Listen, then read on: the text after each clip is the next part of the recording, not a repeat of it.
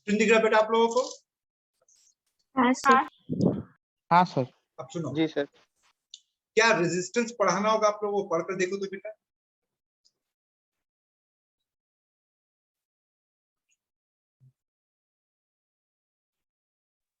कोई नहीं, doubt? No no no doubt. है ना, हम लोग जानते हैं ओम्स लॉ में। हाँ। ओम्स लॉ से ये फॉर्मूला है बेटा। जी सर। वैसे रेजिस्टेंस का लिटरल मीनिंग क्या है? इलेक्ट्रॉन के ऑब्स्ट्रक्शन। फ्लो को अटकाना। ऑब्स्टैकल, रुकावट, है ना? हाँ हाँ हाँ। हाँ सर। यहाँ पर रेजिस्टेंस का मतलब क्या होगा? Obstacle of whom? Flow Flow of of flow of electron. तो यहाँ पर रेजिस्टेंस का मीनिंग ये याद रखना कि इलेक्ट्रॉन का फ्लो में कितना बाधा आ रहा है, कितना रुकावट आ रहा है। फाइन। अब इसी का उल्टा टर्म मिलेगा, कंडक्टेंस।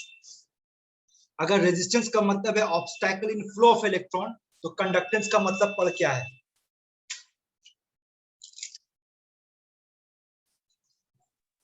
रेजिस्टेंस का reciprocal, ease of flow of current मतलब तो।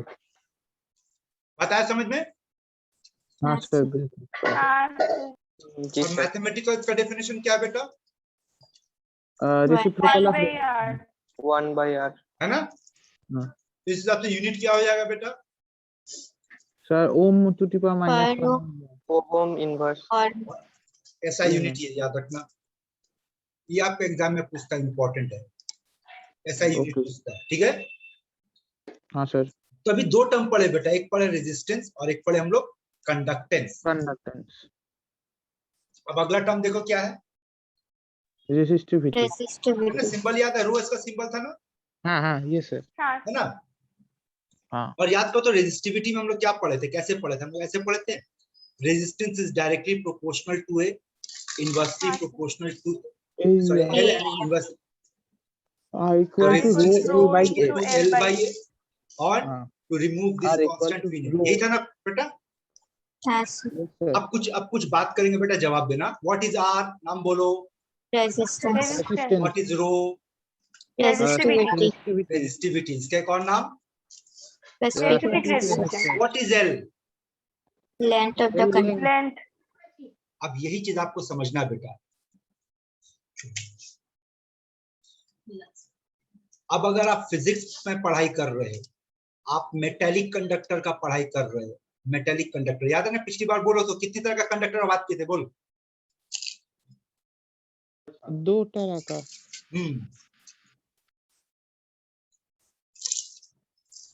एक मेटेलिक और एक इलेक्ट्रोलाइटिक। Electrolyte। हमारा पढ़ाई किस पे बेटा? इलेक्ट्रोलाइटिक। हाँ। अगर आप मेटेलिक पढ़ रहे बेटा तो याद रखना, एल का मतलब distance between two electrode. Length of wire और कंडक्टर। कब? जब हम लोग मेटेलिक का बात करेंगे। What is A? Cross section area of wire, है ना?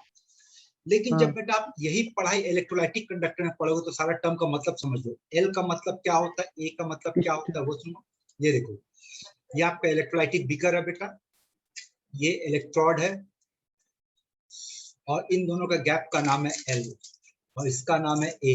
तो बोल, यहाँ पर एल किसको रिप्रेजेंट कर रहा है और ए किसको रिप्रेजेंट कर रहा है? L distance between two electrode और A cross L sectional area of electrode. Electrode. And what is A?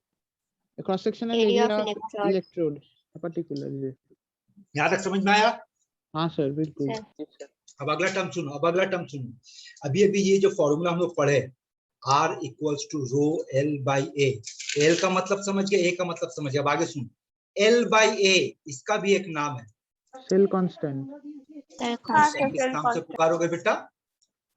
Cell constant. और न्यूमेरिकल बनाते वक्त इस बात का ध्यान रखना कि जब तक आपके क्वेश्चन पे सेल चेंज नहीं होगा तो सेल कांस्टेंट चेंज नहीं होगा। फाइन? हाँ सर। Fine sir. ठीक है, चलिए। तो अब रेजिस्टिविटी का मतलब पढ़ लेते, सारा मतलब बता दिए, पढ़ो इसको। हाँ सर। हाँ सर। ठीक है, आगे पढ़ो।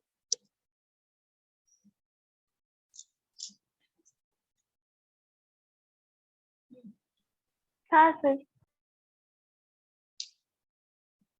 हाँ सर। अब अगला सवाल, क्या रेजिस्टेंस और रेजिस्टिविटी सेम हो सकता है?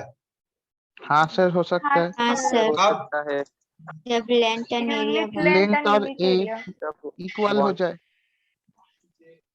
मतलब आप बोलोगे जब सेल कांस्टेंट का वैल्यू 1 है ना? 1 हो। हाँ सर। यस ठीक सर, है यहाँ तक? हाँ बिल्कुल सर। सर। ए, रेजिस्टेंस का उल्टा कंडक्टेंस, कंडक्टेंस, कंडक्टेंस। तो रेजिस्टिविटी का उल्टा, कंडक्टिविटी, कंडक्टिविटी। कंडक्टिविटी। ठीक है? अच्छा, सर। ओके। और वही लॉजिक, रेजिस्टिविटी का दूसरा नाम स्पेसिफिक रेजिस्टेंस, तो कंडक्टिविटी का दूसरा नाम, specific conduct. Specific specific conductance. ठीक है? अब आगे ध्यान दो, अब यहाँ ध्यान दो। अभी अभी हम लोग बेटा क्या लिखे थे? R equals to rho into L by A, यही है ना? हाँ जी देखो सर। अगर क्रॉस मल्टीप्लाई करेंगे तो 1 by rho equals to 1 by R into L by A होगा, हाँ सर, होगा। और 1 बाई रो का मतलब कप्पा, 1 बाई R का कप्पा। मतलब कंडक्टेंस। हाँ हाँ सर। कंडक्टेंस। तो ये देख, ये वाला रिलेशन है किसके Cell किसके बीच में? कंडक्टिविटी और कंडक्टेंस के बीच में, और ये रिलेशन किसके किसके बीच में? रेजिस्टेंस और रेजिस्टिविटी के बीच में। क्लियर है बेटा यहाँ तक?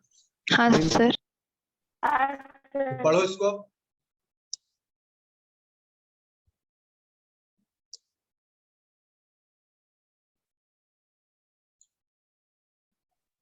हाँ सर। हाँ सर।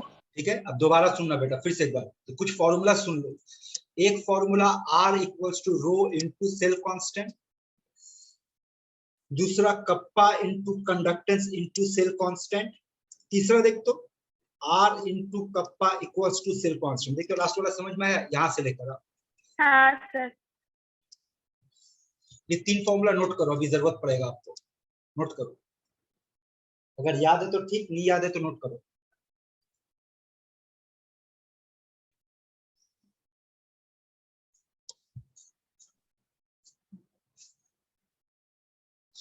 आगे बढ़े।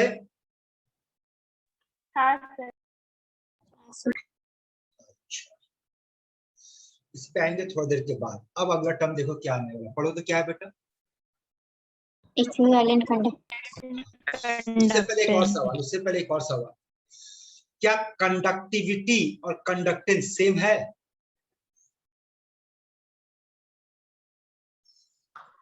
Yes sir, yes sir. कब सेम होगा? जब L बाई ए सेल को 1 L बाई ए कांस्टेंट होगा। कांस्टेंट नहीं, 1 होगा, 1 होगा। हाँ है ना? ये सर। हाँ 1 होगा। जी सर। अब सुनो एक चीज जो बताने जा रहा, ध्यान से सुना बेटा। कई जगह पर हम लोग कंडक्टेंस यानी कि C और कंडक्टिविटी यानी कि K माने कप्पा, दोनों को सेम पढ़ा जाएगा, दोनों को सेम माना जाएगा। तो अगर कहीं पे दोनों को सेम माना जा रहा है, इसका क्या मतलब निकलेगा? L by A equal to 1। L by A constant 1। हाँ, ये याद रख। अब सुनो, अगला जो टर्म आने जा रहा है वो टर्म पे ध्यान दो। इक्विवेलेंट कंडक्टेंस, कई बुक में इसका नाम इक्विवेलेंट कंडक्टिविटी भी दिया गया है। मतलब इस वाले कंसेप्ट में जो आप पढ़ने जा रहे हैं, बाय डिफॉल्ट L बाई ए का वैल्यू 1। और सिंबल को पहचान लो, लैम्डा है और ये भी लैम्डा है। देख दोनों लैम्डा है, लैम्डा जानते तो दोनों लैम्डा समझ में आ रहा है? हाँ यस सर। सर। इन दोनों लैम्डा में उतना का ही फर्क है जितना इन दोनों में फर्क है। मतलब ओ कैपिटल और स्मॉल। ये कैपिटल लैम्डा है बेटा, कैपिटल कौन सा स्मॉल सर? लैम्डा, ठीक है? सिंबल पहचान लिए। तो लैम्डा Yes. के नीचे अगर इक्यू लिखा होगा तब आप उसको क्या पढ़ोगे? इक्विवेलेंट कंडक्टेंस, है ना? चलो यहाँ देखो,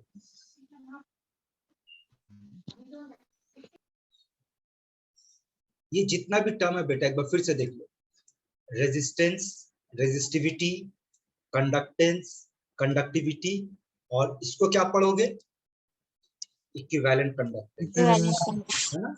या फिर इसको आप ऐसे भी पढ़ सकते हो, ठीक है। अब ये इक्विवेलेंट कंडक्टेंस होता है क्या वो समझो। इक्विवेलेंट कंडक्टेंस होता है कंडक्टिंग पावर। किसका conducting power? One equivalent electrolyte का।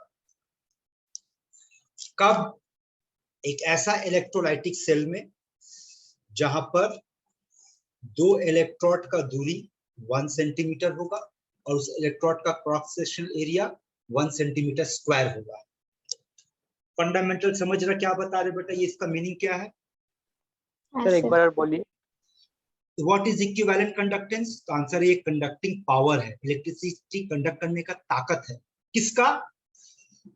तो एक ऐसा सेल का जिस सेल के अंदर इलेक्ट्रोलाइट रखा गया, इलेक्ट्रोलाइट रखा गया, कितना इलेक्ट्रोलाइट रखा गया बेटा इसमें?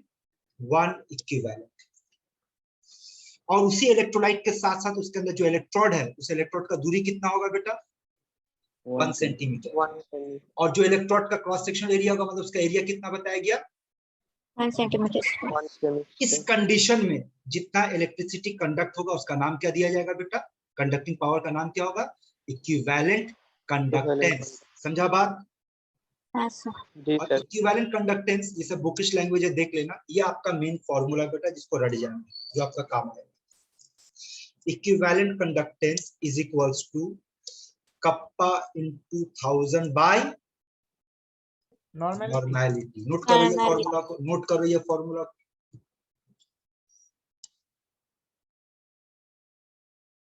नोट किया? जी सर। यूनिट पे ध्यान रखना, यूनिट वगैरह नोट से पढ़ लेना। अगला टर्म क्या है बेटा?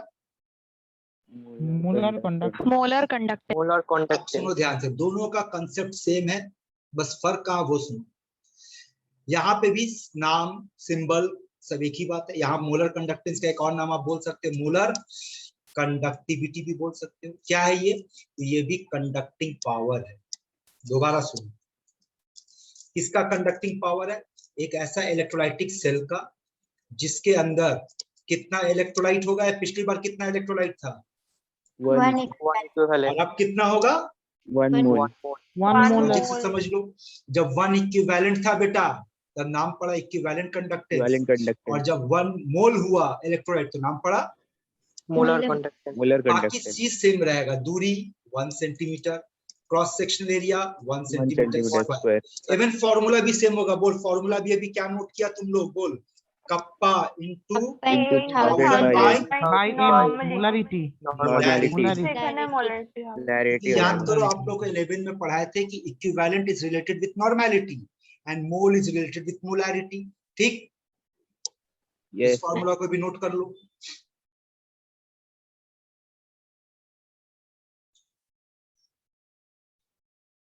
हाँ सर। कर लिए बेटा? अच्छा, आप में से कोई है जो बताएगा नॉर्मैलिटी और मोलैरिटी का रिलेशन क्या होता है? Sir, normality will to n factor into molarity. Molarity into n। यही होता है ना। और अभी अभी हम लोग दो फॉर्मूला पढ़े, याद है? ये था कप्पा इनटू 1000 बाय नॉर्मैलिटी, और आपके पास था कप्पा इनटू 1000 बाय मोलैरिटी। अब अगर दोनों को डिवाइड करें, लैम्डा एम को ऊपर रखे और लैम्डा ई क्यू को नीचे रखे, तो बोल तो इन दोनों का रेशियो निकालो तो। n by m। M by n अच्छा, ई क्यू को ऊपर equals रखो, to n factor. E Q को ऊपर रखो, ई क्यू को ऊपर रखो, ई क्यू को ऊपर रखो।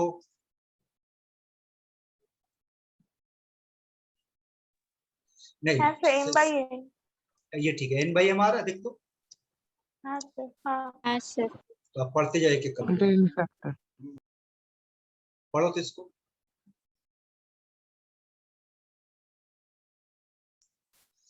So lambda m is equals to lambda eq into n factor।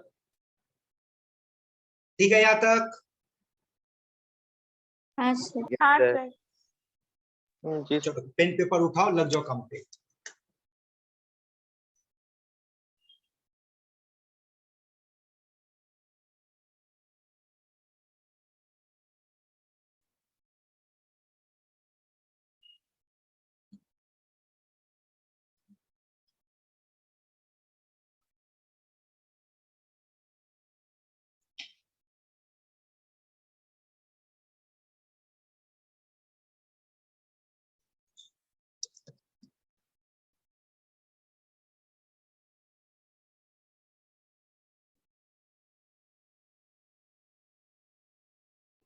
Sir, option B, Bombay.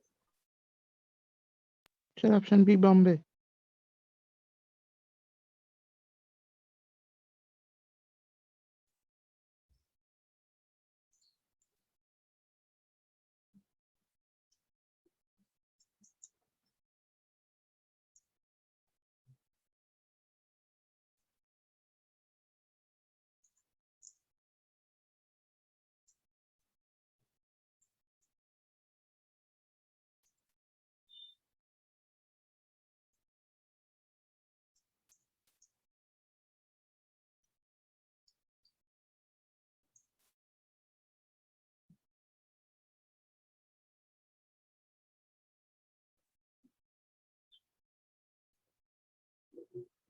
पिछला समझ में आया रे? बॉम्बे होगा। हाँ सर। हाँ सर। तो आगे बनाओ।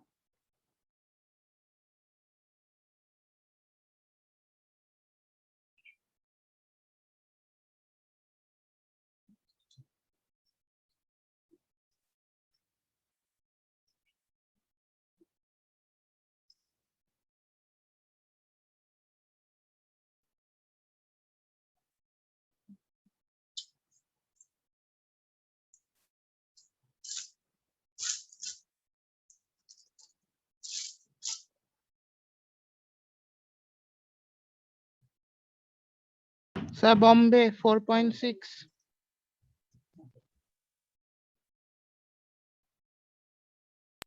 Sir, Bombay. बॉम्बे आ रहा है? चलो हाँ, जो नहीं बिल्कुल बना पाए, देखो क्वेश्चन में क्या दिया हो बेटा, रेजिस्टेंस का वैल्यू कितना दिया बेटा, 2.4 into 10 to the power of 3। Lambda EQ मांगा है और सेल कांस्टेंट दे दिया है 1.15। अब ये भी हम लोग क्या पढ़े बेटा, R into kappa equals to L by A, माने कप्पा क्या हो जाएगा, cell constant by R, 2.5 into 10 to the power of 3। अब लैम्डा EQ निकालेंगे तो लैम्डा EQ के लिए कप्पा बैठेंगे 1.15, 2.5 into 10 to the power of 3, Into 10. ऊपर में होगा 1000 और नीचे नॉर्मैलिटी नीचे होगा किया 0.1. 0.1। बाकी आपका कैलकुलेशन है, ये सब कटेगा, सॉल्व करके देखो। समझ आया बेटा? हाँ सर। बिल्कुल सर. Yes sir. चलिए, ये क्वेश्चन AI में पूछा था, ये क्वेश्चन उस साल में भूल हुआ था, छोड़ दे इस क्वेश्चन को। अच्छा, हाँ. अब ये जो क्वेश्चन है बेटा, इसको भी अभी आप पेंडिंग में डाल दो, उसका रीजन आगे बताएंगे, अभी पढ़ाएंगे, अब आगे का पढ़ाई। तो ध्यान से समझना बेटा, अभी तक क्या पढ़े। अब यहाँ पर एक लैंग्वेज का फिर से खेल आएगा जिसमें आप फंसोगे, उसको बचना कैसे होगा। अब आप क्या पढ़ने जा रहे हैं, फैक्टर्स इन्फ्लुएंसिंग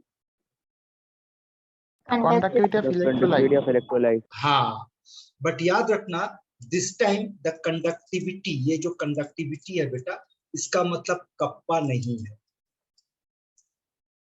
ये देखो, ये ध्यान में रखना है। तो फिर ये क्या है, ये है बेटा आपका बता रहा है इलेक्ट्रिसिटी कंडक्ट करने का पावर। जैसे एक लॉजिक से समझाते, बताओ किसका कंडक्टिविटी ज्यादा होगा, मेटल का या नॉन मेटल का? Metal. Of course, metal का Metal सर. सर, metal का। अच्छा, अब बताओ तो किसका कंडक्टिविटी ज्यादा होगा, जहां आयन ज्यादा होगा या आयन कम होगा? Iron हाँ, ये होगा। कम होगा। आयन ज्यादा Time होगा, ज्यादा होगा. है ना? अच्छा, किसका कंडक्टिविटी ज्यादा होगा, जहां आयन का मोबिलिटी ज्यादा होगा या कम होगा? मोबिलिटी ज्यादा ज्यादा। होगा। Mobility ज्यादा ज्यादा होगा होगा. सर। ज्यादा होगा। बस बेटा ये दो लॉजिक पकड़, सारा का सारा अपने आप समझ में आ जाएगा। एक एक करके देख। पहला पॉइंट, इंटर आयनिक अट्रैक्शन, ध्यान से देखना। बोल बेटा, अगर दो आयन के बीच में अट्रैक्शन बढ़ जाएगा तो बोल इसका मोबिलिटी घट जाएगा. मोबिलिटी घटेगा तो कंडक्टिविटी Decrease करेगा। घट घटेगा. जाएगा, घट तो जाएगा। अगर अट्रैक्शन बढ़ेगा तो कंडक्टिविटी घटेगा। पढ़कर देख तो समझ में आ रहा। पहला पॉइंट हाँ सर. बोलो, क्लियर है? Yes sir. हाँ अब सर। हाँ, अगला सवाल सुनना, अगला सवाल सुनना, ठीक है। NaCl को दो सॉल्वेंट में डाल दिए, एक सॉल्वेंट पानी, एक सॉल्वेंट बेंजीन। बोल किसमें ज्यादा इलेक्ट्रिसिटी कंडक्ट होगा? So H2O. H2O में। क्योंकि वाटर कैसा सॉल्वेंट है बेटा? Polar solvent. पोलर कैसा सॉल्वेंट। सॉल्वेंट है? Non polar. नॉन ये पोलर। लाइन पढ़कर देख तो समझ में आया। Second one, Yes, sir. Clear है? Yes, sir. तीसरा जी, पढ़, अब देख तीसरा देख, विस्कोसिटी अगर ज्यादा होगा तो बोल आयन का मोबिलिटी, जवाब दो। विस्कोसिटी माने क्या होता है? विस्कोसिटी माने फ्रिक्शन, एयर लेयर के बीच में फ्रिक्शन, फ्रिक्शन जो होता है उसको हम लेयर लोग का बोलते बीच का फ्रिक्शन। हाँ, हैं। तो बोलना अगर विस्कोसिटी ज्यादा होगा तो आयनिक मोबिलिटी कम होगा। कम कम होगा, होगा, और अगर मोबिलिटी कम कम होगा। होगा तो कंडक्टिविटी कम कम होगा। होगा। कम होगा। कम होगा। विस्कोसिटी अगर ज्यादा हुआ तो कंडक्टिविटी कम होगा, तो इनवर्सली प्रोपोर्शनल। देखते समझ में आया? Yes, sir. हाँ सर। जी सर। और आखिरी वाला लाइन खुद से पढ़ो, देखो समझ में आ रहा है कि नहीं, विथ रीजन दिया हुआ पढ़ो, हाँ हाँ बिल्कुल सर, बिल्कुल समझ में आया। है ना? अगर हम टेम्परेचर हाँ। बढ़ाएंगे तो आयन का काइनेटिक एनर्जी बढ़ेगा, मतलब उसका मोबिलिटी बढ़ेगा। हाँ सर। अगर बढ़े, यहाँ तक ओके बेटा लोग? Yes, okay sir. Sir. आगे बढ़े। ओके। हाँ सर। Yes, sir. अब सुन, हाँ। अगला एक बड़ा जबरदस्त कंसेप्ट आ रहा है, ये भी है कि what is the effect of dilution on conductivity? Directly proportional. हाँ सर, डायरेक्टली प्रोपोर्शनल। अब यहाँ पर एक नहीं बेटा, आपको तीन तीन कंसेप्ट समझाने वाला, ध्यान से सुनना। हाँ डायरेक्टली प्रोपोर्शनल तो आप बोल दिए, लेकिन अभी कंडीशन आना बाकी है। सुनो, अगर आपको हम पहला कंडीशन देते हैं कि अगर एक वीक इलेक्ट्रोलाइट मेरे पास है, उसका सॉल्यूशन को डाइल्यूट किए, और दूसरा कंडीशन मेरे पास स्ट्रॉन्ग इलेक्ट्रोलाइट है, उसको डाइल्यूट किए। अब बता किस कंडीशन पे कंडक्टिविटी कैसे इफेक्ट करेगा? वीक इलेक्ट्रोलाइट को डाइल्यूट करेंगे तो कंडक्टिविटी बढ़ेगा या घटेगा, और स्ट्रॉन्ग इलेक्ट्रोलाइट को अगर डाइल्यूट करेंगे तो कंडक्टिविटी बढ़ेगा या घटेगा? कंसेप्चुअल बात है, बात करना, चुप मत बैठना, बोल। सर, दोनों में weak बढ़ेगा, electrolyte। लेकिन वीक इलेक्ट्रोलाइट बहुत ज्यादा बढ़ेगा, हाँ इनफाइनाइटली, सर। और स्ट्रॉन्ग इलेक्ट्रोलाइट ग्रेजुअली थोड़ा थोड़ा बढ़ेगा, मतलब बढ़ेगा दोनों में ही। हाँ, ये आंसर सही बोला बेटा, बढ़ेगा दोनों में, लेकिन दोनों का जो बढ़ने का रीजन है, कंसेप्ट है, वो दोनों अलग अलग है। कैसे अलग अलग है, ध्यान से सुनो। वीक इलेक्ट्रोलाइट का दूसरा मतलब होगा ऑस्वाल्ड लॉ। हाँ सर, डिग्री ऑफ आयनाइजेशन बन। याद है ऑस्वाल्ड लॉ? हाँ सर, याद है। और ऑस्वाल्ड लॉ ये कहता है कि degree of dissociation is equals to under root K by C. Remember this word K by C. Statement? Yes हाँ सर। सर। यानी डिग्री ऑफ डिसोसिएशन के साथ सी का रिलेशन क्या है बेटा? इनवर्सली समझो। 1/√। हाँ, अब समझो, अगर सी कंसंट्रेशन को बढ़ाओगे तो बोलो कंसंट्रेशन बढ़ाने का मतलब डाइल्यूशन घटेगा, डिक्रीज डाइल्यूशन घटेगा। है ना? और यहां से लॉ से पकड़ो, कंसंट्रेशन अगर बढ़ेगा तो अल्फा अल्फा डिक्रीज करेगा। डिक्रीज घटेगा, तो इसका मतलब अल्फा घटेगा। तो देख, तो डाइल्यूशन के साथ अल्फा का क्या रिलेशन आया? डायरेक्टली। और अल्फा ज्यादा होने का मतलब आयन ज्यादा होगा, हाँ। और अगर आयन ज्यादा हुआ तो कंडक्टिविटी बेटा ज्यादा होगा। ज्यादा कंडक्टिविटी ऑफ कोर्स इससे क्या ज्यादा प्रूफ हुआ? सॉरी, हम भी क्या बोल रहे हैं, तुम लोग भी क्या लिखवा रहे हो बेटा? बोल, अल्फा अगर कम हो गया तो नंबर ऑफ आयन, आंबर कम हो गया, अल्फा कम कम हो हो गया। जाएगा। अल्फा कम मतलब हाँ, कम टूटेगा तो कम आयन, कम आयन का मतलब कंडक्टिविटी कम, है ना? तो अब हाँ, मिला तो हाँ। डाइल्यूशन को क्या किया हम लोग, कम किए, कंडक्टिविटी कम हो गया, तो मतलब इन दोनों के बीच में क्या रिलेशन निकला, डायरेक्टली प्रोपोर्शनल, है ना? कब? जब वीक इलेक्ट्रोलाइट था, ठीक।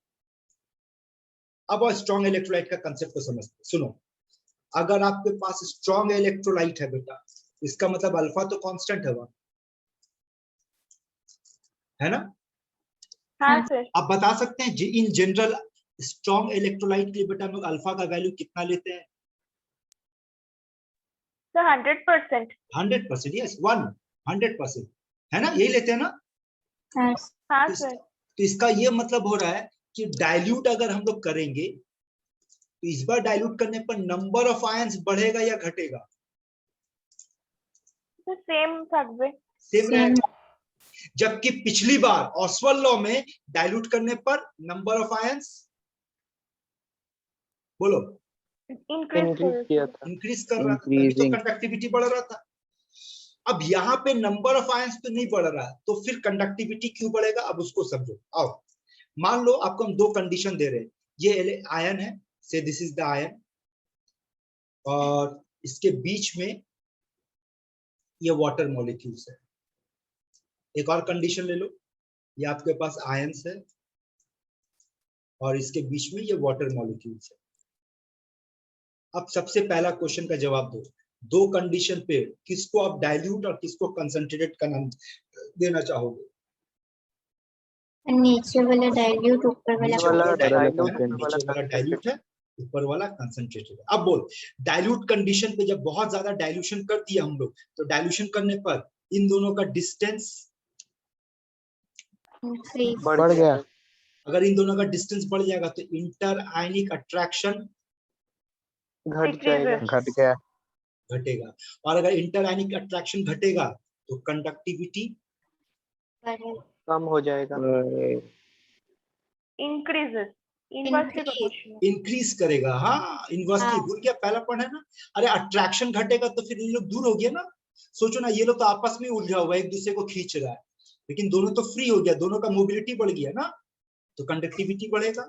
यहाँ से देखो तो डाइल्यूशन करने पर कंडक्टिविटी क्या हो गया, बढ़ा। किस मामले में? Strong electrolyte. तो दोनों ही मामले में बेटा कंडक्टिविटी बढ़ रहा है, लेकिन दोनों का रीजन एक्सप्लेनेशन अलग है। वीक इलेक्ट्रोलाइट में आप किसके बेसिस पे एक्सप्लेन करोगे? ऑसवाल्ड लॉ, ठीक है ना। और स्ट्रॉन्ग इलेक्ट्रोलाइट का मामले में बेटा हम लोग कैसे एक्सप्लेन करेंगे? इंटर आयनिक अट्रैक्शन। ठीक है, यहाँ तक समझ में आ गया बेटा? Yes sir. हाँ, अब सुनो, अगर एग्जाम में ये पूछ लिया कि इसका नाम भी तो कंडक्टिविटी है, इसके साथ डाइल्यूशन का रिलेशन कैसा है?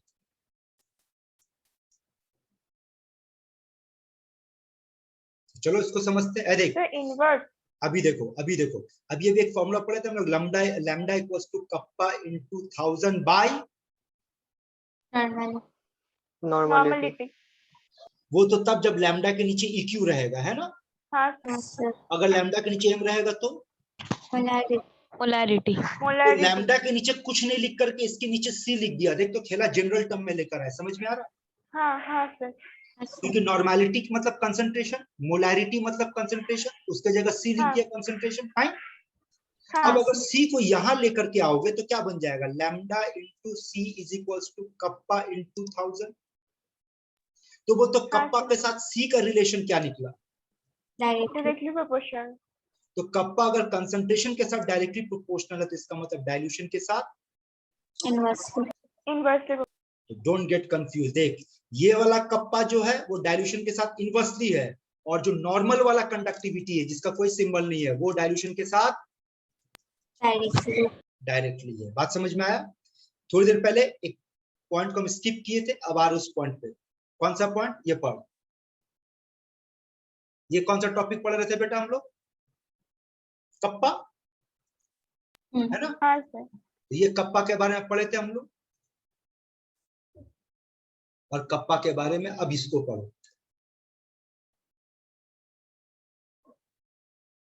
तो पढ़ो यहां से क्या बोल रहा, कप्पा के साथ डाइल्यूशन का रिलेशन इनवर्सली प्रोपोर्शनल। आया समझ में बेटा? तो ये लास्ट वाले पॉइंट पे 3 बातों का ध्यान रखना। क्या क्या एक बार फिर से बता दे रहे।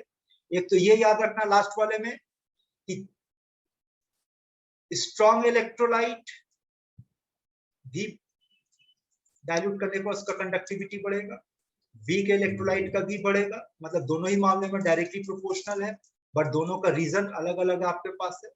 और साथ में ये याद रखना कि ये कंडक्टिविटी के जगह अगर कप्पा वाला कंडक्टिविटी बोलेगा, in that case it is inversely proportional to dilution. ठीक बा? जी सर। आगे बढ़े बेटा लोग। हाँ सर। चलिए अब एक और इंपॉर्टेंट पॉइंट ध्यान से सुनो। अभी इसी पॉइंट पे दोबारा सुनो, यहाँ ध्यान दो। मान लो हमारे पास स्ट्रॉन्ग इलेक्ट्रोलाइट है, सॉरी वीक इलेक्ट्रोलाइट, चलो वीक इलेक्ट्रोलाइट, और आप क्या किया, डाइल्यूशन को बढ़ाए। तो बोलो डाइल्यूशन बढ़ने पर अल्फा बढ़ेगा। हाँ अल्फा बढ़ेगा तो कंडक्टिविटी बढ़ेगा, जी है ना। अब वीक इलेक्ट्रोलाइट है तो उसका अल्फा क्या होगा, कम होगा, मान ले 20%।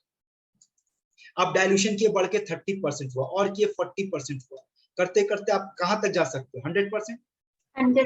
इसके बाद अगर आप डाइल्यूशन करोगे तो क्या अल्फा बढ़ेगा? नहीं नहीं हाँ सर। नहीं बढ़ेगा, तब उसका मतलब कंडक्टिविटी बढ़ेगा, नहीं नो सर नहीं बढ़ेगा ना। इसका मतलब डाइल्यूट करते जाओ कंडक्टिविटी बढ़ते जाएगा। लेकिन एक ऐसा मोमेंट आएगा बेटा जब आप फर्दर डाइल्यूशन करोगे कंडक्टिविटी में चेंजेस नहीं पाया जाएगा। समझ आ रहा लैंग्वेज? बिल्कुल सर। जी सर ऐसा कंडीशन को अरे यार ये तो और परेशान, रुक जाओ। ऐसा कंडीशन को एक नाम दिया गया बेटा, वो नाम को याद रखना, और वो नाम क्या है? इनफाइनाइट डाइल्यूशन इनफाइनाइट उसको कहा जाता है डाइल्यूशन। Infinite dilution. तो अब अगला एक सवाल का जवाब लैम्डा दो। नॉट। इनफाइनाइट डाइल्यूशन पे कंडक्टिविटी बढ़ेगा या घटेगा? Constant constant. रहेगा कांस्टेंट रह जाएगा कांस्टेंट। कांस्टेंट रह जाएगा। और सुन ले, इनफाइनाइट डाइल्यूशन का सिंबल देख ले क्या है, ऐसे लिखा जाएगा, लैम्डा के ऊपर 0 या फिर लैम्डा नॉट। लैम्डा के ऊपर इंफिनिटी। इस लैंग्वेज को समझेगा बेटा। बोल, इनफाइनाइट डाइल्यूशन का मतलब डाइल्यूशन का वैल्यू इंफिनिट इंफिनिटी। मतलब लैम्डा के ऊपर किसका मैक्सिमम। सिंबल डाल दिए बेटा? इंफिनिटी का सिंबल डाल दिए। इंफिनिट। अच्छा बोल, तो अगर हाँ। डाइल्यूशन इंफिनिटी है तो कंसंट्रेशन कितना होगा? 0 जीरो। जीरो एक दूसरे का रेसिप्रोकल है ना ये। हाँ हाँ। 0। हाँ, इसीलिए कई जगह पर आप देखना लैम्डा के ऊपर 0 भी लिखा होगा। समझ में आया बेटा ये बात? अच्छा हाँ। यस हाँ। जी सर अब यहाँ लैंग्वेज देखो, आए बोलो, आप इसको क्या पढ़ोगे? लैंग्वेज सीख लो। आप बोलोगे सर ये मोलर लैम्डा। कंडक्टेंस हो सकता है, ध्यान से सुनेगा लैंग्वेज, ये मोलर कंडक्टेंस हो सकता है अगर इसके नीचे m लिख दे, या यही मोलर कंडक्टिविटी भी कहलाएगा अगर इसके नीचे m लिख दे, या ये इक्विवेलेंट कंडक्टेंस कहलाएगा, या ये इक्विवेलेंट कंडक्टिविटी कहलाएगा। लेकिन जो भी कहलाएगा एट अ सर्टेन कंसंट्रेशन, उसका कोई ना कोई कंसंट्रेशन होगा, मतलब उसका कोई ना कोई नॉर्मेलिटी होगा, उसका कोई ना कोई मोलारिटी का वैल्यू होगा। लेकिन अगर हाँ। ऐसे लिख दिया जाए तब आप क्या पढ़ोगे? तब आप पढ़ोगे सर ये मोलर कंडक्टेंस हो सकता है या इक्विवेलेंट कंडक्टेंस भी हो सकता है, लेकिन उस वक्त कंसंट्रेशन कितना होगा? इनफाइनाइट, सॉरी कंसंट्रेशन 0 होगा, मतलब डाइल्यूशन जीरो। कितना होगा? इनफाइनाइट। इनफाइनाइट लैंग्वेज समझ में आ रहा? हाँ बिल्कुल और ये सर। जो 2 है बेटा, लैम्डा बाय लैम्डा नॉट, इन दोनों का रेशियो का एक और नाम सुन लो बेटा, बहुत इंपॉर्टेंट है, उसका नाम है डिग्री ऑफ डिसोसिएशन। नोट करो तो फॉर्मूला को, lambda by lambda not equals two degree of dissociation. Note किया? सर लेकिन वहाँ लैम्डा में नहीं m सर बैठाएंगे या q? अब ऊपर में m बैठा होगा तो नीचे भी m होगा, ऊपर eq बैठा होगा, जो बैठा होगा ऊपर नीचे सेम होना चाहिए। ओ अच्छा अच्छा अच्छा। आपको हम ओके जनरल टर्म में दिए। नोट किए बेटा? यस सर हाँ जी सर सर किए। हाँ, और अभी जो फॉर्मूला दिए और इसके पहले अभी तक जितना फॉर्मूला पढ़ा है बेटा, ये सारे फॉर्मूला को मिक्स करके एम्स 1996 में ये सवाल पूछा था। ट्राई करो तो ये क्वेश्चन को आप लोग पहले ट्राई करो।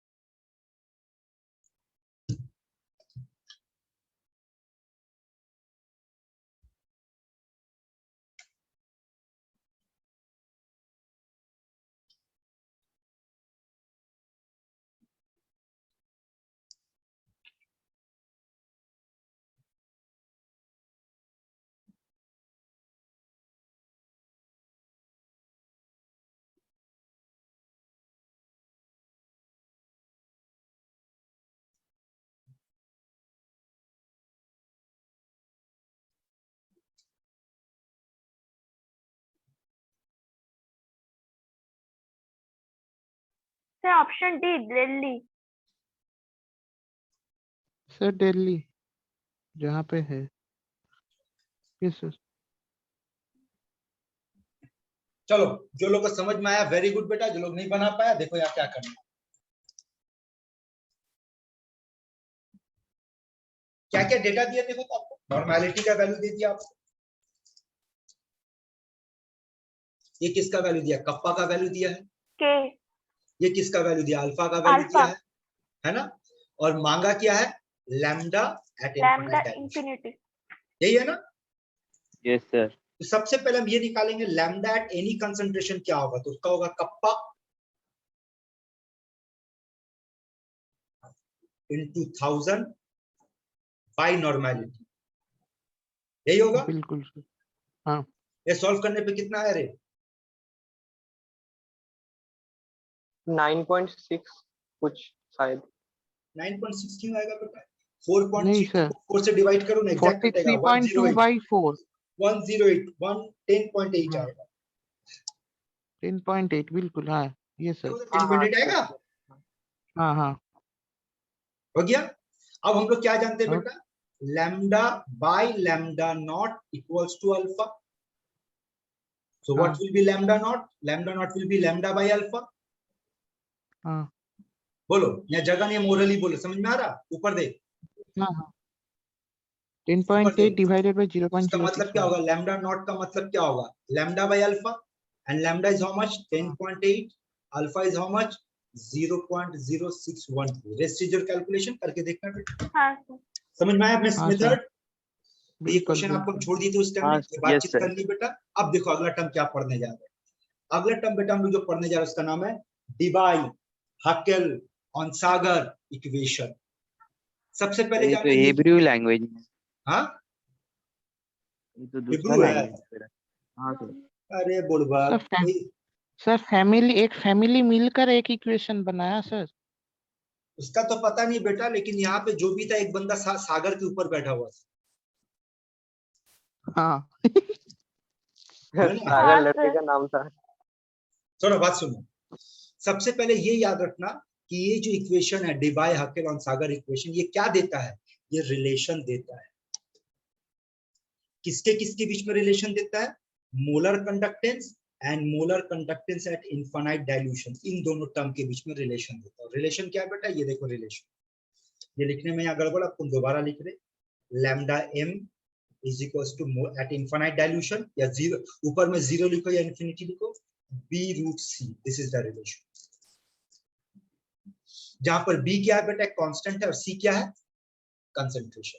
अच्छा एक बात बताना, आपके सामने ये जो इक्वेशन है लैम्डा एम, लैम्डा नॉट या लैम्डा इंफिनिटी बोलो, बी एंड सी, चार टर्म है। इस चार टर्म में कौन कौन सा टर्म वेरिएबल है? बोल बेटा।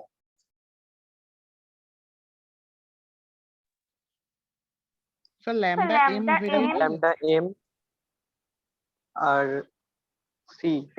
हाँ है ना, यही है, क्योंकि बेटा ये तो कांस्टेंट है, समझना बात को। आपको हम हाँ क्या वो पढ़ाए थे? कांस्टेंट है। हाँ हाँ एक सर। मोमेंट के बाद ये चेंज होना बंद कर देगा, है ना? तो अब अगर हाँ वेरिएबल निकल गया तो देखिए यहां से कुछ और क्वेश्चन बनता है, वो सुन क्या पूछेगा। आपसे पूछ सकता है लैम्डा एम और कंसंट्रेशन के बीच में रिलेशन क्या है बेटा? ये रिलेशन है। और अगर वेरिएबल है तो इसको अगर हम y एक्सिस मान ले, इसको अगर x एक्सिस मान ले, तो ये m हो जाएगा, ये c हो जाएगा। इसका मतलब इसका graph y equals to mx minus c। बोलो,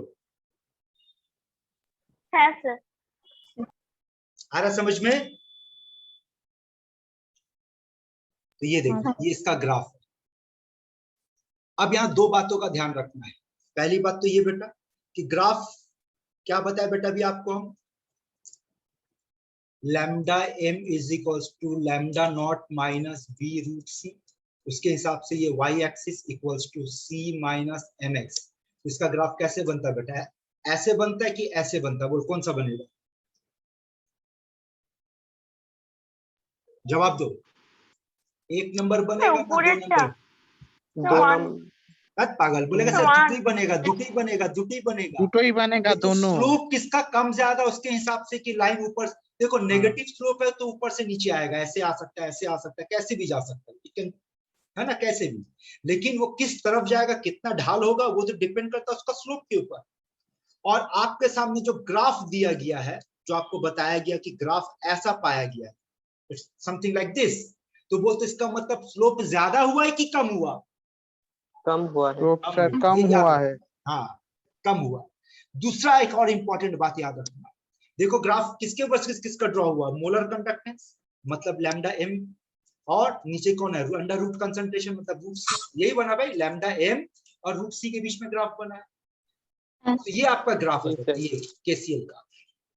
याद क्या रखना है, एक तो ग्राफ याद रखो, आसानी से याद आएगा, y equals to minus mx plus c।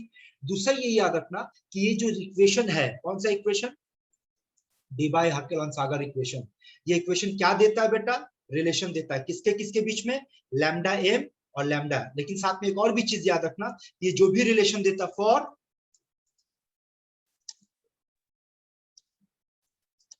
Strong electrolyte. हाँ, इसलिए ग्राफ में अगर ग्राफ आपको ऐसा दिखे बेटा, ऐसा वैसे क्वेश्चन पूछा जा चुका है, ये दो ग्राफ देख, ऐसा ग्राफ, एक ऐसा लैम्डा एम रूट सी, और पूछा था कि कौन किसका ग्राफ है, जवाब सुन ले, ऊपर वाला स्ट्रॉन्ग इलेक्ट्रोलाइट का ग्राफ है और नीचे वाला वीक इलेक्ट्रोलाइट का ग्राफ। समझ रहे बेटा? और नीचे वाला ग्राफ कैसे बना उसको भी समझ लो। अभी अभी हम लोग क्या पढ़ते हैं, lambda is equal to kappa into 1000 by concentration. तो वो तो लैम्डा के साथ कंसंट्रेशन का रिलेशन कैसा हुआ, इनवर्स। ये इनवर्स का आपको ऐसा मिलेगा, ठीक है? हाँ सर। अगला टर्म देखो क्या है, अगला टर्म क्या है बेटा, ट्रांसपोर्ट नंबर। क्या होता है ट्रांसपोर्ट नंबर? गाड़ी के सामने देखा नंबर प्लेट लिखा होता है ना, नंबर। हाँ सर। Yes sir. गाड़ी का नंबर होता है। ये क्या नाम है, अरे साद, साद है बेटा, साद नहीं, अली कहाँ रहे तेरा दोस्त साद? तो सर का फोन टूट गया। फोन टूट गया इसीलिए बोलती Yes, बंद sir. है। Yes sir.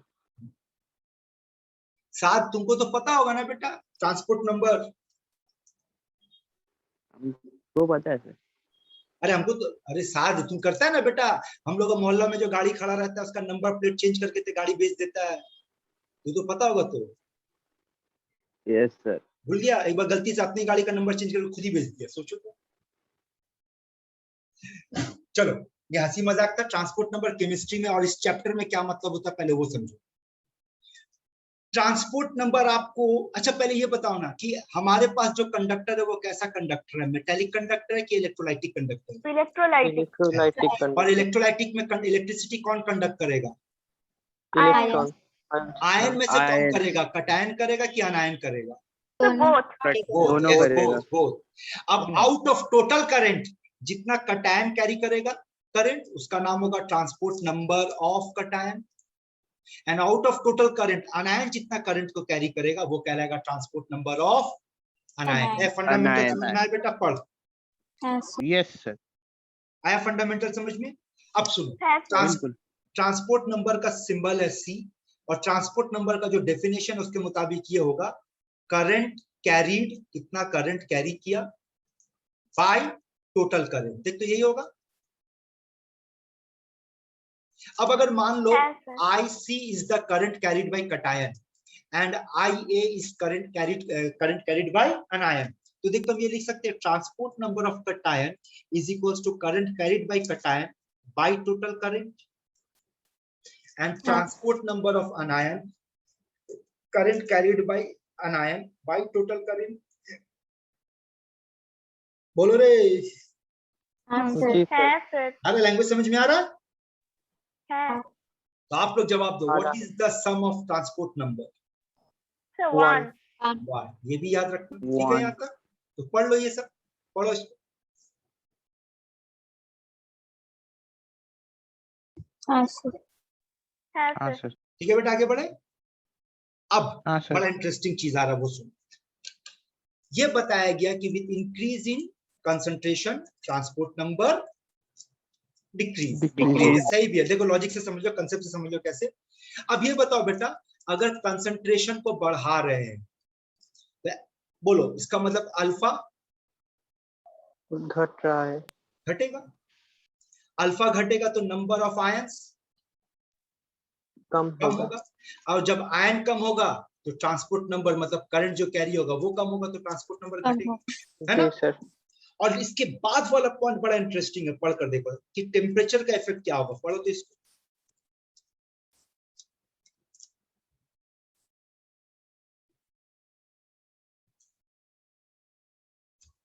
हाँ सर तो टेम्परेचर देखो क्या बता रहा कि 0.5 अच्छा देखो, तो टेम्परेचर क्या बता रहा, डायरेक्टली प्रोपोर्शनल कि इनवर्सली प्रोपोर्शनल? तो आंसर सुनो, आंसर है कि अगर ट्रांसपोर्ट नंबर का वैल्यू 0.5 से कम है तो transport number is directly proportional to temperature, और अगर ट्रांसपोर्ट नंबर का वैल्यू 0.5 से ज्यादा है, ऐसे मामले में transport number is inversely proportional to temperature. यानी दोनों ही मामले में ट्रांसपोर्ट नंबर किसकी तरफ जाने का कोशिश कर रहा है? 0.5 वैल्यू 0.5 अटेंड करने का। 0.5 से कम है तो टेम्परेचर बढ़ने पर वो बढ़ करके 0.5 तक जाने का कोशिश करेगा, और अगर 0.5 से ज्यादा है तो टेम्परेचर बढ़ने पर वो घटा करके 0.5 तक आने का कोशिश करेगा। बात आया समझ में बेटा? Yes sir. हाँ सर अब आ जाओ सुनो, ये जितना भी टर्म अभी आप लोग पढ़े, conductance conductivity, resistance resistivity, molar conductance molar conductivity, conductance at infinite dilution, उसके बाद हम लोग पढ़े ट्रांसपोर्ट नंबर, हम लोग पढ़े relation between lambda M and lambda not M, that is Debye Huckel Onsager equation. बेटा इन सब को एक तरफ रख दो, अकेला ही एक तरफ भारी पड़ेगा। किस पॉइंट ऑफ व्यू से? इंपॉर्टेंट के पॉइंट ऑफ व्यू से। यहाँ से क्वेश्चन बेटा आएगा ही आएगा, और आपके बोर्ड एग्जाम में तो गारंटेड है कि एक क्वेश्चन यहाँ से पूछेगा। अगर नहीं पूछेगा तो सुश्री का मुछ मुड़ देना तुम, जाओ। ठीक है सुश्री, तेरा मुझ को हम दाव पे लगा दिया हमारे सर। हाँ मुफ्त नहीं? नहीं सर। तो पहले उगाओ फिर काटेंगे, इसमें क्या, घर का खेती है तो फिर उगा फिर काटा क्या। हाँ तो ध्यान से सुनना बेटा, सबसे ज्यादा हम लोग अभी इस पे फोकस करना है। कोलरस लॉ क्या कहता है? लॉ ध्यान से सुनो, पहले फंडामेंटल सुनो। लॉ ये बोलता है कि अगर आपके पास स्ट्रॉन्ग इलेक्ट्रोलाइट है, पहले ये समझ, जिससे ये समझ में आ रहा है बेटा कि Kohlrausch law is applicable to strong electrolyte, not applicable to weak electrolyte. तो अगर आपके पास स्ट्रॉन्ग इलेक्ट्रोलाइट है और उसका जो भी लैम्डा है, चाहे वो लैम्डा EQ, नॉट जो भी, अच्छा ये भी बोलने में गलती की, तो यहां से एक और चीज पे ध्यान दो कि Kohlrausch law deals with lambda M ना lambda EQ? Lambda EQ Debye Huckel Onsager equation deals with and lambda M. ये डिफरेंस को याद रखना, एम। ठीक है, ये डिफरेंस को याद रखना।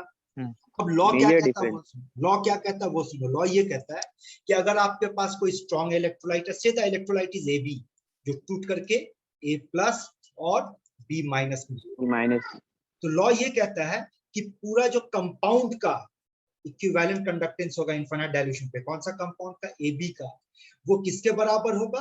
वो होगा सम ऑफ कटायन का इक्विवेलेंट कंडक्टेंस एंड अनायन का equivalent, sorry C+ and A- या B-। ऐसे समझ में आया क्या बोलना चाह रहे हैं? सर एक बार और बोलिए। बिल्कुल सर रिपीट एक बार कर लीजिए। फिर से बोल रहे, मान लो मेरे पास एक इलेक्ट्रोलाइट है AB, जो टूट करके दे रहा है A+ और B-। इसका लैम्डा है लैम्डा EQ0, इसका लैम्डा लैम्डा EQ, इसका लैम्डा लैम्डा EQ, साथ में सबका नाम दे रहे कौन किसका लैम्डा है। ये AB का लैम्डा है, ये कटायन का लैम्डा है, और ये अनायन का लैम्डा। अनायन का लॉ ये कहता सर है लैम्डा EQ के ऊपर क्या लिखा है वो? कहाँ पे बेटा? मतलब लैम्डा के ऊपर एक 6 डिग्री करके। डिग्री डिग्री डिग्री, अच्छा क्योंकि आपको फिर से याद दिला दे, कोलरस लॉ इनफाइनाइट डाइल्यूशन का कंडीशन पे एप्लीकेबल है, नॉर्मल पे एप्लीकेबल नहीं। पढ़ना, इसको समझ में आएगा, पढ़।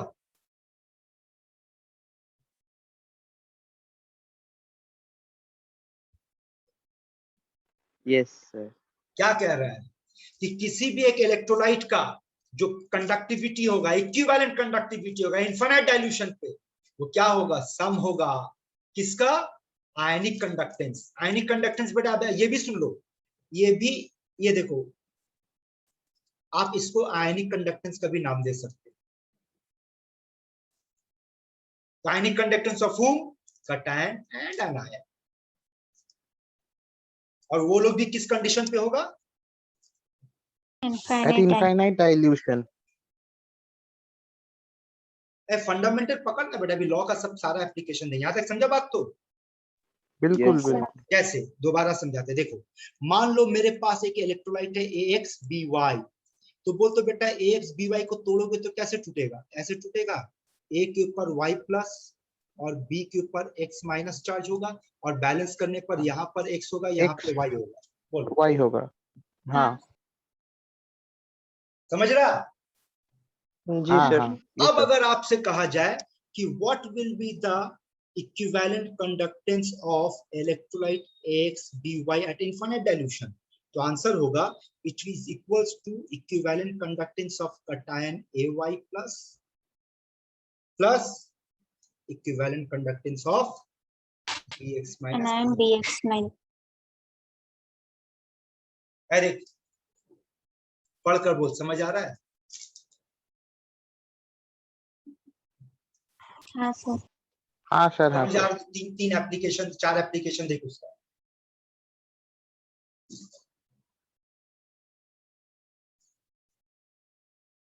हाँ सर।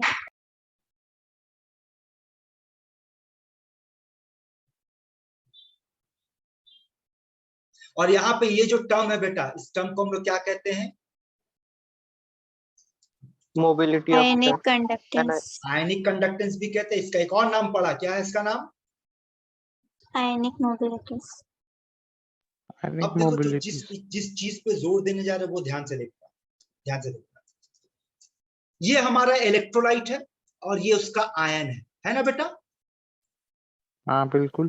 ठीक। अब लिखने के टाइम पे आप देखो, जो इलेक्ट्रोलाइट है वो तो है, जो आयन है वो भी है, लेकिन कितना कितना आयन है, क्या उससे हम लोगों को कोई मतलब है? यहाँ नहीं कोई मतलब नहीं है ना?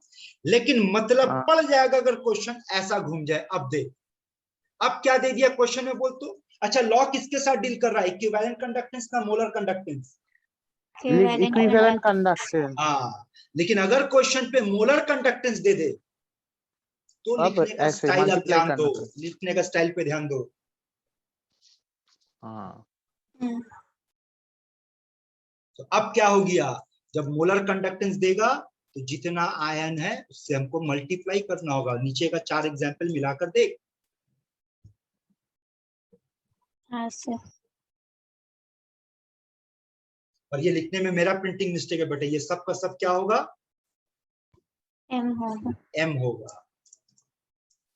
समझ में आ रहा है बेटा क्या बोलना चाह रहे हैं? Yes sir. हाँ सर। यानी कि अगर क्वेश्चन पे इक्विवेलेंट कंडक्टेंस होगा तो उससे हमको ये मतलब नहीं होगा कितना आयन है, बस जो आयन है सारे का टोटल कर देंगे, है ना? लेकिन अगर क्वेश्चन में मोलर कंडक्टेंस होगा तो वैसे कंडीशन पे लॉ को कैसे एक्सप्रेस करेंगे बेटा? जितना आयन होगा उससे उसको मल्टीप्लाई करेंगे। बात समझ में आ रहा? हाँ यस सर। अब देखो खेल क्या होगा, तीसरा खेल, तब जब दोनों दे दिया जाए तो लिखने का तरीका पे ध्यान दो। तो बेटा सिर्फ इस पे ध्यान देना, ओनली दिस पार्ट, और बोलो लॉजिक पकड़ में आ रहा है कि नहीं। अगर पकड़ में आ जाए तब इस एग्जाम्पल को फॉलो करना।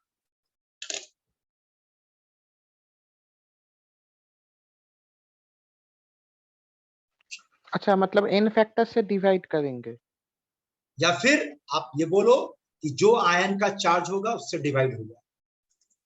हाँ अच्छा। देखो तो यहाँ पर आयन का चार्ज कितना है? 2 प्लस, तो देखो 2 से डिवाइड या हाफ से मल्टीप्लाई होगा। यहाँ पर आयन का चार्ज है 3 तो 1/3 हो गया। चार्ज है 3 तो 1/3, और यहाँ चार्ज 2 है तो 1/2। देख लिखने का सारा तरीका देखो, फॉलो कर बेटा। समझ गए है ना? तो 3 तरीका बताया, एक बार फिर से रिपीट कर, समझ ले। अगर बेटा सारा का सारा इक्विवेलेंट का डेटा है तो क्या करेंगे? ऐड सीधा ऐड, मतलब कितना है उतना मतलब इर्रेस्पेक्टिव नहीं। Of number of ions. हाँ। लेकिन अगर आपके पास मोलर हुआ बेटा तो जितना नंबर ऑफ आयंस मल्टीप्लाई करते हैं वो। और अगर लेफ्ट साइड में इक्विवेलेंट दे दिया और राइट साइड में मोलर मांगा है तो डिवाइड बाय द चार्ज। आ गया बात समझ में बेटा लोग? हाँ।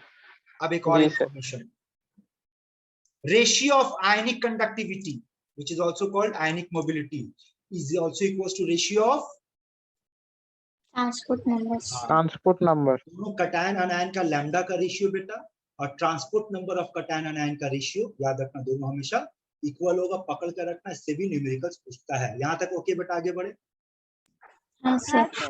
अब आ जाए एप्लीकेशन, ये आप लोग पढ़ लेना एप्लीकेशन क्या करना नहीं करना, क्वेश्चन पे आते हैं। अब ये देखो, ये है ओल्डर्स लॉ। अच्छा सबसे पहले आप इसको पढ़ो, बताओ क्या आंसर होगा। आप लोग पहले कोशिश करो।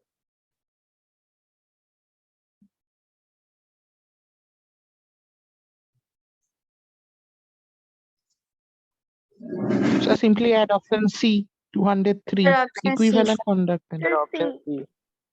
203. Simple add. ठीक है?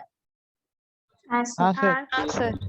अब देखो ये क्वेश्चन, अब ध्यान से सुनो बेटा, इस वक्त जिस क्वेश्चन को आप देख रहे हो, इफ पॉसिबल, अगर पॉसिबल हुआ, जानते हैं कि बहुत मुश्किल है, जो बोल रहे करना बहुत मुश्किल है, लेकिन अगर पॉसिबल हुआ तो घर पे बुक खोल करके एक बार देखना।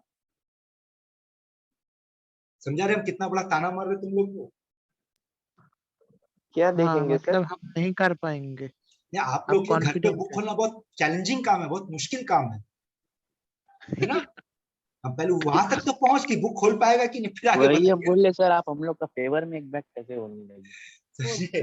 तो बुक खोल करके देखेगा, कोलरस लॉ, तेरा बोर्ड इसके एग्जाम, स्कूल के एग्जाम में यही सब सवाल पूछा है और आंसर भी फिक्स्ड है बेटा। 90% क्वेश्चन में बेटा एक ही क्वेश्चन पूछता है, उठा कर एक ही क्वेश्चन को घुमा फिरा करके पूछा है। सॉल्व करने का तरीका क्या वो बता रहे थे। देख क्वेश्चन कैसे पूछेगा, कोलरस लॉ का जगह ले लेते हैं, यहाँ पे बात करते हैं। याद है कैसे सवाल पूछेगा, ध्यान से सुनो। सबसे पहले ये बताओ, कोलरस लॉ से किसका लैम्डा निकाल पाएंगे, वीक इलेक्ट्रोलाइट का कि strong electrolyte? Strong electrolyte. Strong Strong electrolyte. तो मान ले तेरे क्वेश्चन कैसा रहेगा, 4 स्ट्रॉन्ग इलेक्ट्रोलाइट का लैम्डा का डेटा दे दिया, किसका? मान लो लैम्डा ऑफ CH3COONA, इसका वैल्यू x दे दिया, लैम्डा ऑफ HCl इसका वैल्यू y दे दिया है, लैम्डा ऑफ NaCl इसका वैल्यू z दे दिया। 3 बताओ तो इन तीनों इलेक्ट्रोलाइट में जिसको जिसको अंडरलाइन कर रहे हैं, CH3COONA, HCl, NaCl, कौन वीक इलेक्ट्रोलाइट है, कौन स्ट्रॉन्ग इलेक्ट्रोलाइट है? CH3COONA weak electrolyte. सब पागल, सबका सब स्ट्रॉन्ग यहाँ से इलेक्ट्रोलाइट, स्ट्रॉन्ग, सबका स्ट्रॉन्ग। हाँ सर, सबको स्ट्रॉन्ग. क्योंकि CH3COONA क्या है, वो तो सॉल्ट है। सॉल्ट तो और आपको स्ट्रॉन्ग क्या बोले थे, याद इलेक्ट्रोलाइट। रखना कि सॉल्ट ऑलवेज स्ट्रॉन्ग इलेक्ट्रोलाइट, याद है ना? हाँ सर. हाँ। जी और सर. आपसे डिमांड क्या करेगा मालूम है एग्जाम में? आपसे बोलेगा इसका लैम्डा पता करो। देखो तो किसका मांगा है, एसिटिक एसिड का, प्लस माइनस कुछ करना पड़ेगा. मतलब वीक एसिड, हाँ सर। है ना? अच्छा. कोलरस प्लस, यही क्वेश्चन सबसे ज्यादा पूछा गया बेटा आपका, बोर्ड में भी और कॉम्पिटिटिव में भी। अब ध्यान से सुन, इसको सॉल्व कैसे करना। अब ये बताओ कि ये जो 4 आपको एक्सप्रेशन दिख रहा है, जो चौथा मांगा और पहला 3 दिया है, आप किस पे कोलरस लॉ अप्लाई कर सकते हो, लाल वाले पे कि सादे वाले पे? लाल वाले पे. रेड कूलर Red पे। one. क्योंकि लाल वाला स्ट्रॉन्ग इलेक्ट्रोलाइट है ना, हाँ. और जी कोलरस लॉ किस पे एप्लीकेबल है? Strong Strong electrolyte at electrolyte. Infinite electrolyte dilution. पे। वैसे इनफिनिट डाइल्यूशन पे तो सबको ही हाँ. है ना?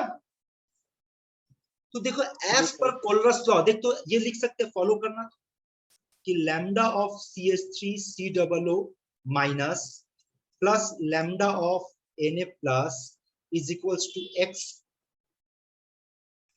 हाँ सर. है सर। फिर से ऐसे लिख सकते हैं, देख तो, lambda of H plus plus lambda of Cl minus is equals to y। Y. और यहां लिख सकते हैं lambda of Na plus plus lambda of Cl minus equals to z। हाँ है सर. सर। अब ट्रिक सुनो क्या है। अब आपको चाहिए क्या बेटा, आपको चाहिए CH3COO माइनस और H प्लस, ये दोनों मिलेगा तो ही तो ये मिलेगा। हाँ हाँ सर। सर. तो जो चाहिए उसको प्लस में रख, जो नहीं चाहिए उसको माइनस में डाल दो। तो ये चाहिए था, x प्लस इसको वाई प्लस में ले माइनस लिया। z. X plus Y minus Z. ये चाहिए था तो इसको प्लस में ले लिया, ये चाहिए था इसको प्लस में लिया, माइनस में। अब तीनों को ऐड कर, तो ये माइनस और ये प्लस कट जाएगा, ये प्लस और ये माइनस कट जाएगा, तो आपको बचा क्या? आपको बचा lambda CH3CO minus plus lambda H plus, answer will be what? x plus y Plus Y minus minus Z. Z. बस। यही तरीका आपको स्कूल के एग्जाम में स्टेप बाय स्टेप लिख करके दिखाना है, और कॉम्पिटिटिव एग्जाम में इतना लिखने का जरूरत ही नहीं है। सिंपल कैसे सॉल्व करेंगे, ओरली सॉल्व करेंगे। देख लीजिए, यहां से पता चल गया बेटा हम लोग को क्या क्या चाहिए, है ना? मान लो यहां से पता चल गया, अरे पूरा मिट गया, छोड़ो। क्वेश्चन से पता चल गया क्या क्या चाहिए, ये चाहिए, 2 चाहिए।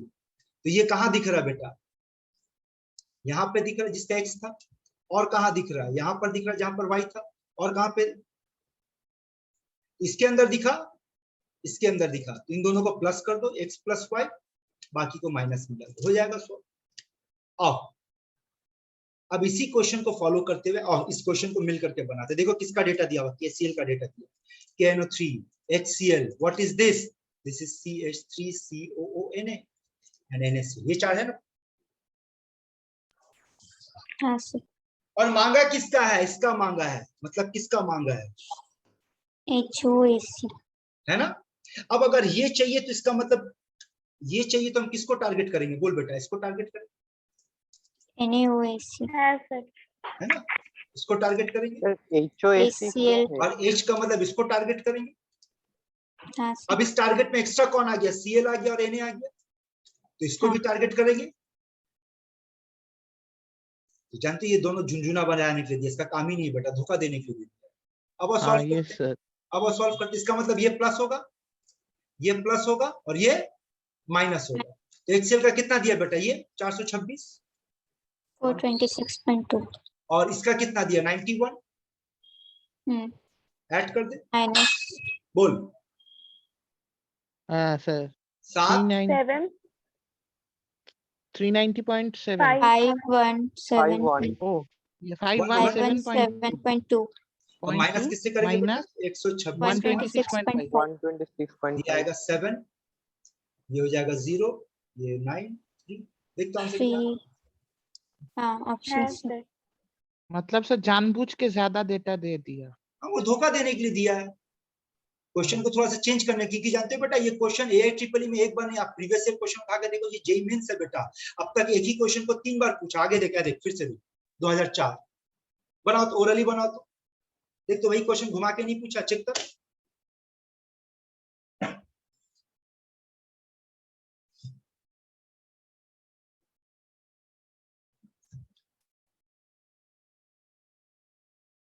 सर C হবে 128। Sir option 128 128 Calcutta 128। आया समझ में खेला बेटा। हाँ इस पर क्या है, ठीक है। Na चाहिए तो इसको लेंगे प्लस में, Br चाहिए इसको लेंगे प्लस में, ये दोनों को प्लस करेंगे, इसको माइनस करेंगे, है ना। अगला क्वेश्चन,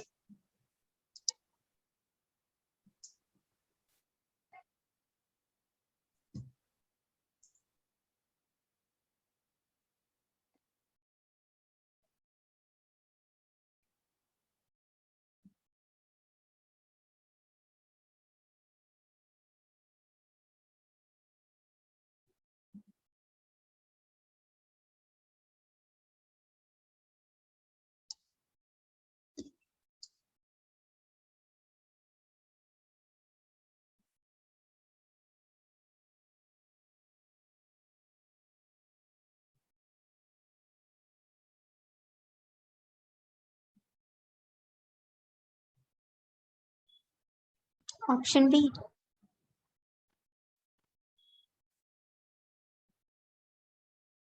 चलो जो लोग नहीं बना पाए यहाँ देखो, यहाँ देख, बोल तो बेटा ये किसका वैल्यू है, lambda sir m of lambda n Na ये है ना? Plus lambda. हाँ लैम्डा नॉट Cl माइनस का वैल्यू कितना है बेटा, 65 65। और ट्रांसपोर्ट नंबर ऑफ किसका मांगा है, Cl माइनस का मांगा, यही है ना क्वेश्चन। हाँ सर तो देख, तो अब ये लिख सकते हैं कि transport number of Na plus by transport number of Cl minus is equals to lambda not of Na plus by lambda not of Cl minus equals to 45/65, वो लिख सकते हैं। जी सर। अच्छा, transport number of Na plus की जगह लिख सकते हैं 1 minus transport number of Cl minus by transport number of Cl minus, यहाँ कितना आएगा बेटा 9/13, बाकी कैलकुलेशन कर लो, हाँ सर हो बॉम्बे। जाएगा transport number of Cl minus. हाँ सर आया समझ में बेटा लोग। जी हाँ। सर। तो आज का क्लास यहीं तक, ये सब अभी आपको, अच्छा हाँ यहाँ पर एक दो पॉइंट आपको बताएंगे, ये कुछ ये आप लोगों को पढ़ाया हुआ बेटा है, ये देख आयनिक मोबिलिटी का symbol U, ionic mobility is inversely proportional to viscosity, ionic mobility is directly proportional to size of ion, ionic mobility is inversely proportional to charge of ion। और आपको याद करो हाइड्रेशन एनर्जी का भी concept पढ़ाए थे, याद है, ये देख hydration energy is inversely proportional to ionic mobility. ये कुछ रिलेशंस याद रखो, आगे चल के जरूरत पड़ेगा।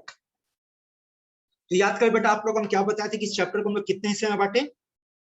3 3 चार हिस्सों में। चार चार चार चार है ना, चार। चार क्या एप्लीकेशन बांटे हम थे? खुद करें। क्या बांटे थे? इलेक्ट्रोलाइसिस, फैराडेस लॉ पहले। lysis हाँ, आपको बोले थे कंडक्टेंस एंड कंडक्टिविटी, फिर बात किए थे सेल, और बात किए थे Cell. Types of cell. exercise हाँ, तो टाइप्स ऑफ सेल आपको हम बोले थे नहीं पढ़ाएंगे, क्योंकि ये 3 पढ़ने के बाद ये आप खुद कर लोगे। तो आज इलेक्ट्रोलाइसिस कंप्लीट किए, और क्या कंप्लीट किए बेटा? Conductance and conductivity. conductance and आप किस पे बात करेंगे? सेल पे। Cell.